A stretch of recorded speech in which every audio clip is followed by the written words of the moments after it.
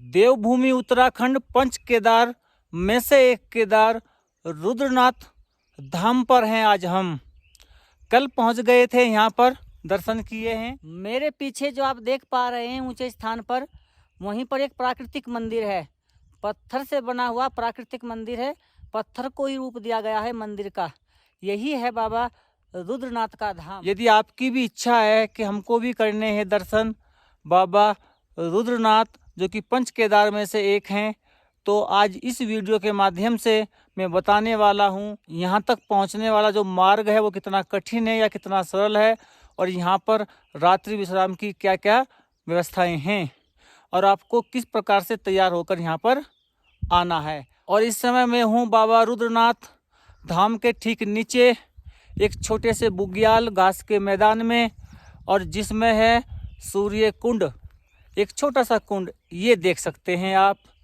एक ताल है, एक कुंड है, इसका नाम है सूर्य कुंड। सुबह के बजे हैं लगभग 5। मैं उठ गया था बहुत ही जल्दी, क्योंकि रात भर ठंड की वजह से नींद तो आने वाली नहीं थी।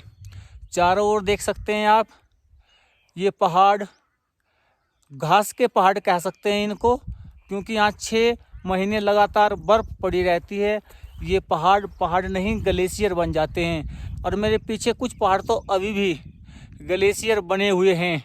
और इधर मैं दिखाता हूँ आपको ये वाला ग्लेशियर। इससे तो हम कल आए हैं, कितनी मुश्किल से आए हैं ये आपने देखा होगा हमारी पिछली वीडियो में।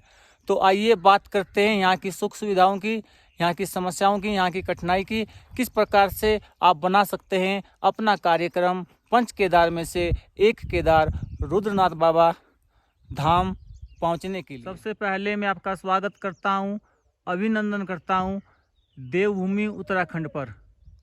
और इतना ही कहूँगा कि यदि आप जन्नत देखना चाहते हैं तो पहुँचे बाबा रुद्रनाथ के धाम पंच केदार में से जो हैं एक केदार। तो देख रहे हैं आप, ये जो मैं दिखा पा रहा हूँ आपको, यही है बाबा रुद्रनाथ का धाम। और जो ये पत्थर आप देख रहे हैं, इन पत्थरों में से ही एक पत्थर है बाबा रुद्रनाथ का धाम। ये जो किनारे वाला पत्थर है, ये जो किनारे वाला पत्थर आप देख पा रहे हैं, यहाँ पर है बाबा रुद्रनाथ का प्राकृतिक मंदिर, जिसको बनाया गया है पत्थरों को काट करके। ये प्राकृतिक एक गुफा है, इसके आगे पत्थरों की दीवार चिन करके इसको एक मंदिर का आकार दिया गया है। इसी के अंदर बाबा जी का वास है। और रुद्रनाथ धाम पर बाबा के मुख की पूजा होती है, ये आप सब जानते हैं, आपने पढ़ा होगा, सुना होगा। और केदारनाथ में बाबा की पीठ की पूजा होती है। बाबा रुद्रनाथ के धाम तक पहुंचने के लिए आपको सबसे पहले पहुंचना होगा सगर गांव। सगर गांव पहुंचने के लिए आपको हरिद्वार, ऋषिकेश, देवप्रयाग, श्रीनगर, रुद्रप्रयाग, कर्णप्रयाग होते हुए चमोली, और चमोली से गोपेश्वर, और गोपेश्वर से मात्र 10 या 15 किलोमीटर पर है सगर गांव। वहां से होती है पैदल यात्रा प्रारंभ पहुंचने के लिए बाबा रुद्रनाथ के धाम तक। और यह यात्रा आप नेट पर करेंगे सर्च तो बताया जाएगा कि 20-22 किलोमीटर है, 30 किलोमीटर से कम नहीं है। और यहाँ पर जो यात्री पहुँचते हैं, और यहाँ पर रुकने की व्यवस्था ये है कि मात्र 3-4 धर्मशालाएं इधर आपको नज़र आ रही हैं। और इधर शुरुआत में एक ये बिष्ट यात्री विश्राम गृह है। मात्र 110-15 यात्री ही यहाँ पर रात्रि विश्राम कर सकते हैं। अपना स्लीपिंग बैग लेकर के आएँ, अपना मोबाइल के साथ साथ में पावर बैंक लेकर के आएँ, क्योंकि यहाँ पर बिजली नहीं है, बिजली की कोई व्यवस्था यहाँ पर नहीं है। आपका मोबाइल एक बार बंद हो गया तो सगर गांव से पहले वो चार्ज नहीं होगा। और सबसे मेन बात, इस यात्रा को एक दिन में करने की कोशिश न करें। सगर गांव से यह यात्रा कुछ लोग करते हैं एक दिन में, लेकिन नहीं, 2 दिन में यात्रा करनी चाहिए। बीच में सगर गांव से जब यात्रा प्रारंभ होती है तो प्रत्येक 3-4 किलोमीटर पर यात्रियों के रुकने के लिए व्यवस्था है। और सबसे ऊपर टोपर पनार बुग्याल पहुंच करके उससे आगे 12 या 13 किलोमीटर है बाबा रुद्रनाथ का ये धाम। उसके आगे आपको रुकने की कोई व्यवस्था नहीं मिलेगी। तो पनार बुग्याल से पहले पहले ही आप एक रात्रि स्टे करें, तभी आपकी यात्रा एक प्रकार से आसान हो जाएगी, अन्यथा आप परेशान हो जाओगे। और वापसी में जाते वक्त भी 2 दिन में ही आपकी यात्रा होगी।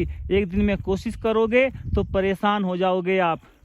और 2 दिन आने के 2 दिन जाने के, इसका मतलब बीच में लाइट नहीं है, बिजली नहीं है। मोबाइल लाओगे, पावर बैंक लाओगे तो उसका कम से कम उपयोग करें अपने मोबाइल का।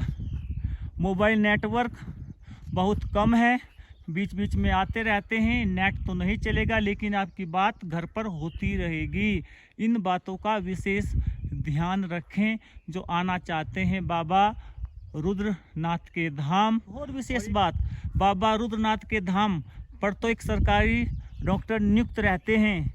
यदि किसी यात्री का स्वास्थ्य खराब हो जाता है तो देख सकते हैं, लेकिन रास्ते में कहीं पर भी किसी भी प्रकार की मेडिकल सुविधा नहीं है। तो सभी यात्री एक मेडिकल किट अपने साथ लेकर के चलें। और रुकने के लिए बहुत महंगा नहीं है, यहाँ पर बहुत सस्ता है, भोजन भी बहुत सस्ता है। रुद्रनाथ में केदारनाथ की अपेक्षा धर्मशालाओं में मात्र 100 रुपये में एक व्यक्ति रुक सकता है। जो यात्री विश्राम गृह है, यहाँ प्राइवेट है, व्यक्तिगत है, वहाँ पर भी आप जो है 200-300 रुपये में रात्रि विश्राम कर सकते हैं।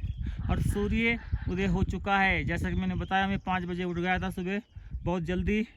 इस समय सूर्य कुंड में हूँ मैं, देख सकते हैं अलौकिक छटा, क्या सुंदर क्या प्यारा ये दृश्य है।